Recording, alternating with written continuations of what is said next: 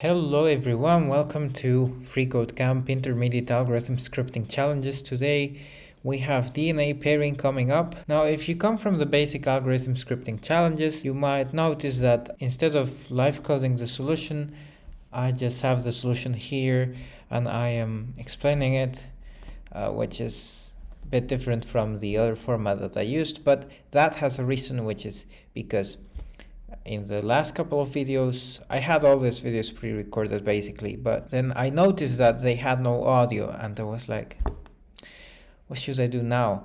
And well, I thought I'm not gonna delete my solution. I'm just gonna explain my solution and well, take the opportunity to try out something else, which is this format that I'm doing right now. If you would like to go back to the old format, just tell me and I'll try to do it for future videos. Otherwise, I will just skip this format because I think that it's also a more helpful format than see me live coding, which I do not think that it adds so much value. So anyways, we have to find the pair of every DNA. So in this challenge, we have to find the missing pair of the DNA strand that we got as an input. We have to return everything as an array of arrays, and every subarray is formed by the strand or the DNA element and its pair.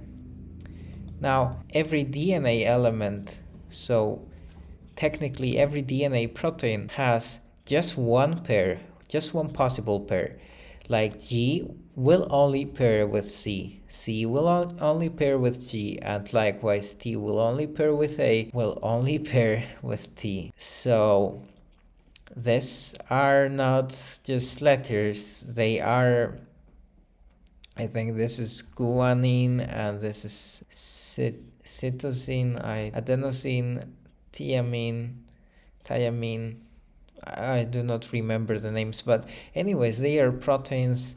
I really like this challenge, by the way, because it is quite simple also, but it is based on what you would do as a software developer in reality, of course, in a more complex environment, but still, it's based on what software developers would do in a real environment that involves biomedicine, for example. So what I did was basically I summed up the pairs that are equivalent to their DNA counterparts in an object. So when you access when you access pairs by the T key, you would get A as a value. When you access the A key, you would get T as a value. When you access the G key, C as a value, and so on. Then I split up the string into an array of DNA strains, and I split it by every single character. This basically means by every single character because there's not a white space here. It's just by every single character, right? If I put a white space, I break it because it's gonna look at where is a white space here. Well, there is no white space. I would have to do this to make it work. But we don't have that. The input just comes like that. So that means that we need to split up by every single character, and that's what this split method does. Okay, so now going on to the next and the last line, we map over the strains, and the strains is this here, which is basically an array with G, C, and G. And when you map over an array, what you're doing is looping over it. So it's like a for loop over the array, and you go over every element. You take G, so let's say you take G. By the way, this is an alias, so you can say strain 1. You can call it whatever you want. You can even call it dog or something. Anyways, so you would have G here. So what do you do with G? So G is gonna go into an array. We are returning that array, by the way, summed up inside of the father array, like the super array from map. So we would have G here, comma, and the value that we find when we look for the key G in the pairs object and that is C. So we would have GC.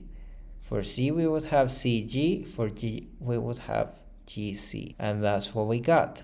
When we run the tests, we wonderfully passed them. So, like I said, this, for being an intermediate algorithm scripting challenge, is quite straightforward. However, it does have some truth to it that it is intermediate because it is related to a challenge that you might encounter in your life as a software developer professionally. So it might have some truth. However, if you're a fighter of truth, you should like this video so that more people are able to find the truth inside of this video. Also, I think if you're one of those guys who found this video helpful, I really think that you should subscribe. I will not only talk about coding in future videos, but also talk about many other topics. Like, look at my name, I'm Curious Nico. I'm gonna be exploring a lot of topics. I'm not gonna just stop at coding. It's basically life. So anyways, I really thank you for watching. If you have any questions, suggestions, or just want to say hi, just write down below in the comments. I will be reading all of your comments and responding to most of them. So I am really pleased to be your host today. So thank you for watching. We see each other on the next one. Bye bye.